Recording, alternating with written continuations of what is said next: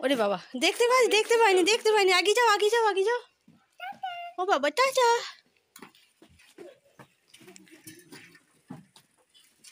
চলো।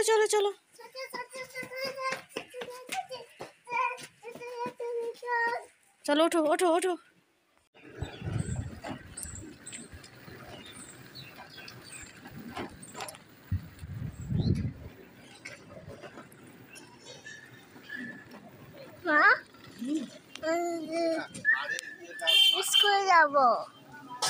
স্কুল যাবো। যাচ্ছি তো, আমরা স্কুলে যাচ্ছি তো। শীতকাল আর কুয়াশা হবে না, সে কি করে হয়। সকালবেলায় এত কুয়াশা ভেবেছিলাম আর মানে বেরোনো যাবে না, কিন্তু দেখলাম অনেকটাই কেটে গেছে। ট্রেন চলে গেল। যা, আবার হাত ধরে আর কেক করছে। কেকটা কি ওজন হচ্ছে? হ্যাঁ, কেকটা ওজন হচ্ছে? তোমার কেকটা কি ওজন হচ্ছে? স্কুল থেকে এসে দুষ্টু করছে। এটাই না, এটা প্যাকেট, এটা ফেলে দেবো। ওটা খাও, খেয়ে নাও। কেকটার ওজন করতে হবে না তোমাকে। রোজ টুপিগুলোকে নোংরা করে একদম ধুলো করে নিয়ে আসছে, ফেলে দিচ্ছে।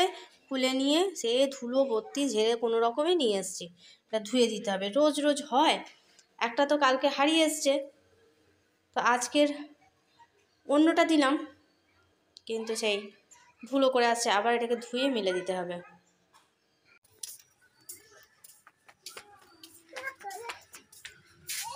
থাক, এখানে দিয়ে যাই। হ্যাঁ, ইমা ফুলটা হাত দিও না, থাক।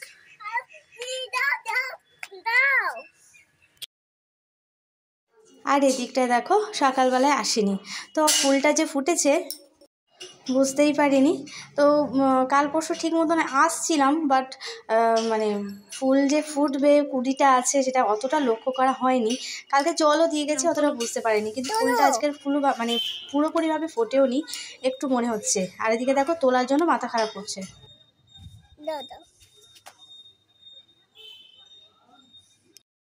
ফুলটাকে স্নান করার আগে তুলে নিয়ে এলো।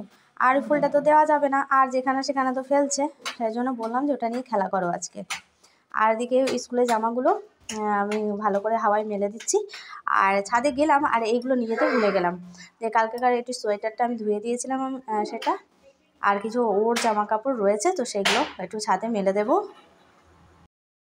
এদিকে স্কুল থেকে এসে রান্নাবান্না করতে অনেকটাই বেলা হয়ে যাচ্ছে, আর বাবু চলেও আসছে, আমার রান্না কমপ্লিট হচ্ছে না। তারপরে কি করছি, ওই যে কোনো রকমে ওদের রান্নাবান্না সেরে নিয়ে ওদের স্নান হয়ে যাচ্ছে। বাবু তাড়াতাড়ি আসছে বলে ওকে একটু স্নান করিয়ে দিচ্ছে, দিলে ওই দুজনকে ভাত দিয়ে দিচ্ছি। তারপরে আমি ধীরে সুস্থে সব পরিষ্কার করে তারপরে স্নান করে মানে খাই। তো এটা সব দিন হয় না, আবার যেদিন তাড়াতাড়ি হয়ে যায়। তো চলো ছাদের দিকে একটু যাওয়া যাক। আর আমার পিছন তো ধরেছে, যাবে। খোলো খুলেছো? দাঁড়া, আমি ওপরটা খুলি। চলো, রোদ উঠেছে ভালোই। চলো।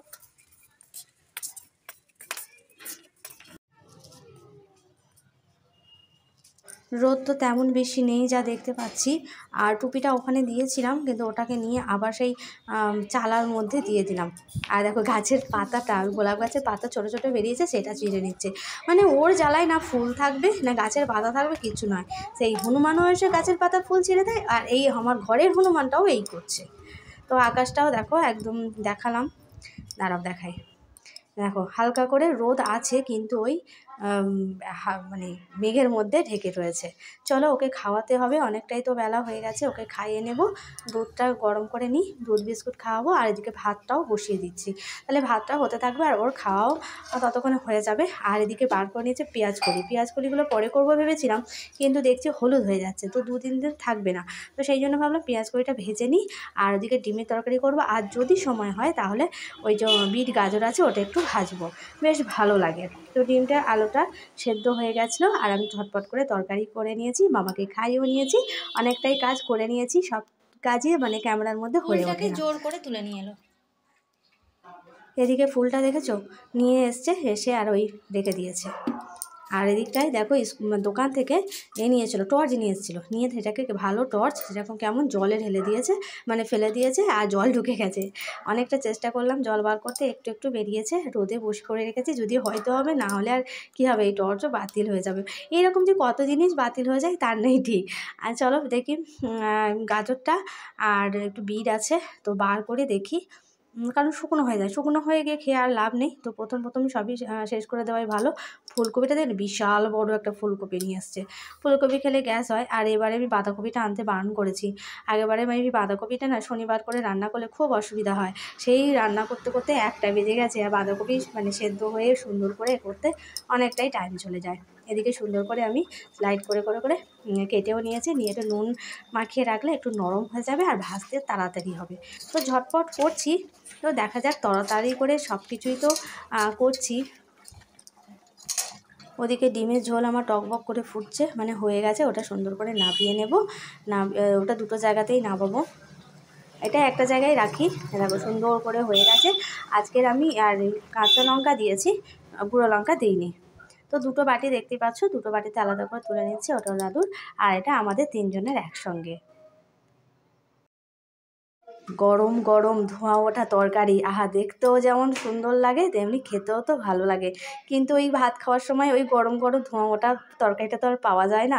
ওই সঙ্গে সঙ্গে নামানো আর সঙ্গে সঙ্গে খাওয়া, সেটার মধ্যে আলাদা পার্থক্য রয়েছে, আর রেখে দিয়ে খাওয়া সেটার মধ্যে আলাদা পার্থক্য রয়েছে।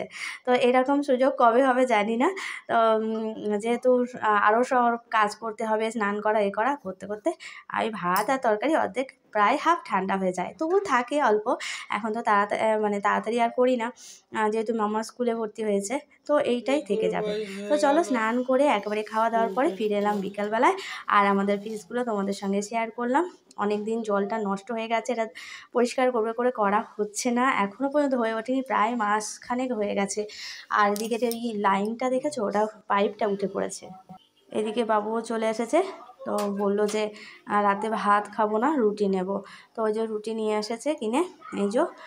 আর ওদিকে মিষ্টি নিয়ে এসেছে, কতগুলো মিষ্টি নিয়ে এসেছে, বারণ করলাম যে এত মিষ্টি নিও না, আর এত মিষ্টি খাওয়াও ভালো না। আর দুজনে বসেছে, বসে ওই টিভি দেখতে ব্যস্ত, আর আমি ওগুলো সব গুছিয়ে নিয়েছি, নিচের সমস্ত কাজ গুছিয়ে দিয়ে দুধ গরম করে সব রেখে দিয়ে এসেছি। আর এদিকে আমি নিজের বদনখানাও একটুখানি দেখিয়ে নিলাম। আর তো চলো বন্ধুরা, আজকের ব্লগটা এই পর্যন্তই, ফিরে আসবো নতুন একটা ব্লগ নিয়ে। ততক্ষণ বন্ধুরা ভালো থেকো, সুস্থ থেকো, আর আমার ফেসবুক পেজ থেকে দেখলে পেজটা একটু ফলো করে দিও। তো বন্ধুরা টাটা।